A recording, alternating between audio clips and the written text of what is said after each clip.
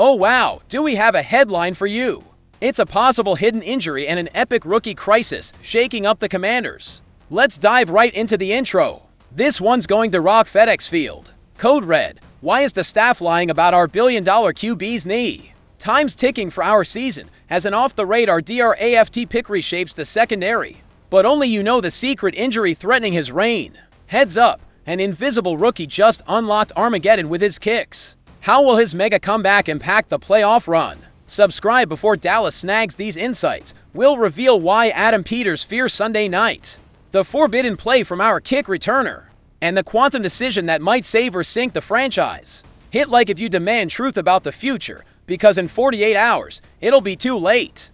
Let's get straight to Jayden Daniels, the future in danger. Here's the deal with Jayden Daniels. His knee injury is raising more questions than Dan Quinn is willing to answer. I'll tell you something the coaching staff isn't fully disclosing. This injury is more fragile than they're letting on. Remember when we thought we finally found stability at the quarterback position? After years of rotating Alex Smith with that ghastly injury. After witnessing Taylor Heinicke give it his all without the elite talent. After the inexplicable decision-making of Carson Wentz. Jayden Daniels arrived to change our reality. I'm telling you this, Jayden isn't just talented. He's a generational player who can revamp an entire franchise. We're talking about a quarterback showing 5-year veteran poise, all-pro accuracy, and mobility that gives defenses nightmares, all in his first season. But here's what has me genuinely worried. Dan Quinn is being extremely cautious with his words. He says Daniels is doing everything possible to make it to the Atlanta game. And you know what that means in coach speak. They're genuinely worried about the severity of this injury. You know what bothers me most about this? Jayden clearly wants to play. When asked about his status for Sunday, he simply said, "I feel good," but immediately admitted that the decision isn't in his hands. That's the kind of competitiveness we want in our franchise quarterback, but it also worries me. I believe this kid would play on a fully broken leg if allowed, but Adam Peters and Dan Quinn need to consider the bigger picture. Is it worth risking Jayden Daniels' long-term health for a game against Atlanta? Is it worth endangering the next decade of this quarterback for a September win? Here's the brutal reality we all face if Marcus Mariota has to be our starting quarterback for another 2 or 3 weeks. Do we really have the depth and system to maintain this level of play? Mariota was solid against the Raiders. I won't lie, but facing defenses like Atlanta's, with more talent and better coordination, is a whole different story. Do you think this knee injury is something we should worry about long-term? I'm telling you this, I'd rather Jayden take all the time he needs to recover fully then risk something more serious. Because this kid isn't just our present. He's literally our future for the next 10 to 15 years. Now I ask you, do you believe Dan Quinn is being entirely honest about the severity of this injury? Because I see the signs, I see how they're handling the situation, and it seems like there's more concern than they're admitting publicly, if that has you worried. Wait until you hear what's happening in our defensive secondary. Trey Amos is making Adam Peters look like an absolute draft genius. And I'm not exaggerating even a little. This rookie corner, whom half the NFL overlooked, is playing as if he's been in this league for 5 years. And the way he's dominating veteran receivers is utterly spectacular. Let me put it in context for you. When the draft came and Amos was still available in the second round, G-Miz were scratching their heads wondering what on earth happened. This kid was projected as a first-round pick by virtually all serious analysts, from Mel Kiper to Daniel Jeremiah. And do you know why he slipped to pick 61? Because of a back injury that came up during medical evaluations, which seemingly took him out of consideration for several teams. But Adam Peters did exactly what a good general manager should do. He dug deep, spoke with the right doctors, assessed the real risk versus potential, and when he saw him available in the second round, didn't hesitate for a second. I believe this is going to be one of those draft decisions we'll be discussing for years. Because what Amos is doing on the field is truly phenomenal. He's allowing just 45.5% completions when targeted primarily, with a passer rating of only 58.1 against him. Do you get what those numbers mean for a rookie? Those are all pro numbers, Defensive Player of the Year numbers. And we're talking about a kid who's only been playing professional football for 3 weeks, against the world's top receivers. But here's what has me both excited and concerned. Amos isn't just playing well. He's dominating as the #1 cornerback against Marshon Lattimore, a proven, respected veteran. The fact that a rookie can come in and immediately compete at that level speaks volumes about his natural talent and mental preparation. I'm telling you this. We can't afford to lose Trey Amos for an extended period. With Jonathan Jones already on the injured list due to hamstring issues, and with Mike Sainristil also dealing with some bumps and bruises, our secondary depth is becoming extremely limited. And you know what happens when you have to start improvising in the secondary. You turn into the kind of defense that allows 350 passing yards every Sunday. You turn into the Cowboys of the past 2 years, where any decent quarterback can dissect your secondary without breaking a sweat. Now I ask you, do you think Adam Peters knew exactly the type of talent he had when choosing Trey Amos? Because this wasn't a shot in the dark. It wasn't a desperate decision. It was a calculated move by a general manager who is building something special here in Washington.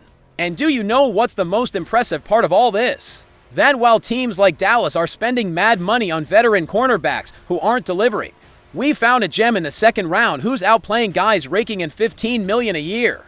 But that's nothing compared to what just happened in special teams.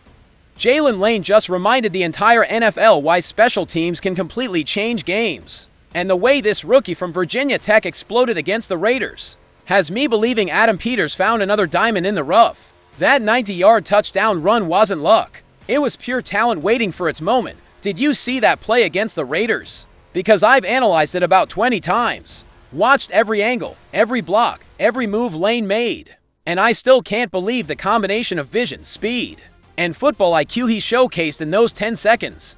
I'm telling you this, when Lane caught that punt at his own 10-yard line, most rookies would have just secured the ball and picked up whatever yards they could.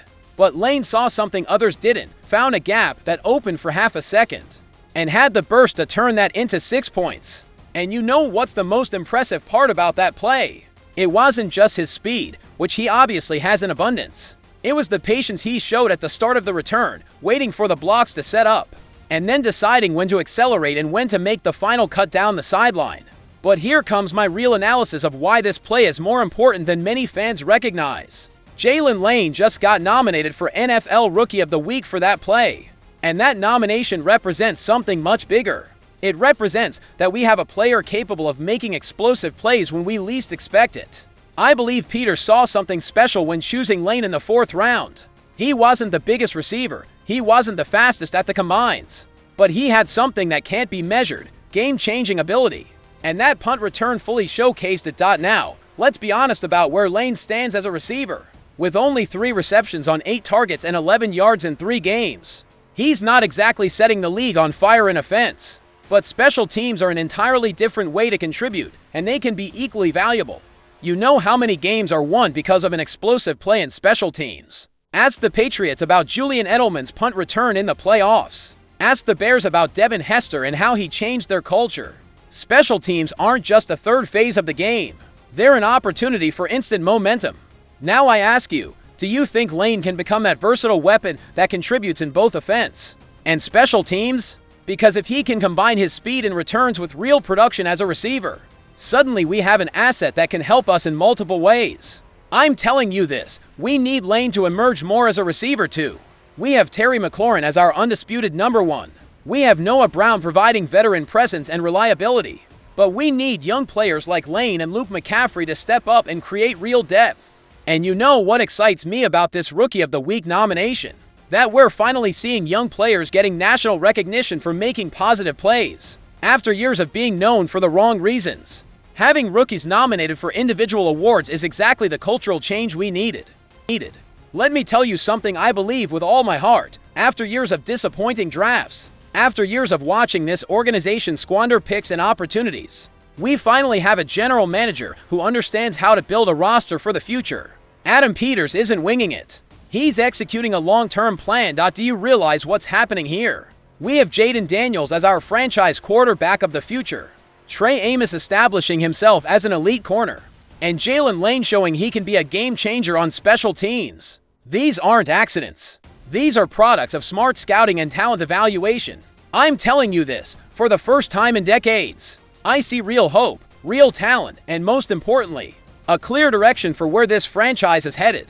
But I also see the challenges we face ahead, especially with the injuries impacting key players. Now I ask you, do you think these 3 rookies, Daniels, Amos, and Lane, can be the cornerstones of a new golden era for the Washington Commanders? Or do you still have doubts about whether this organization can maintain this momentum? Are you as excited as I am about the future of this team? Do you think Jayden should wait until he's fully healthy before returning? And what do you think about Trey Amos already playing as our cornerback of the future? Let me know in the comments which of these 3 news items excites you most about the future. If you think Jayden should play this Sunday, give this video a like. If you think he should wait until he's 100% healthy, subscribe to the channel because we need to build a community of smart fans. This channel is going to be your #1 source for deep and honest analysis of everything related to the Washington Commanders. We're a family here, and we need to stick together as this team builds something truly special. Subscribe now because tomorrow we'll have a full analysis of how these situations will affect our game plan against Atlanta, and you can't afford to miss what's coming. And remember, hail to the Commanders!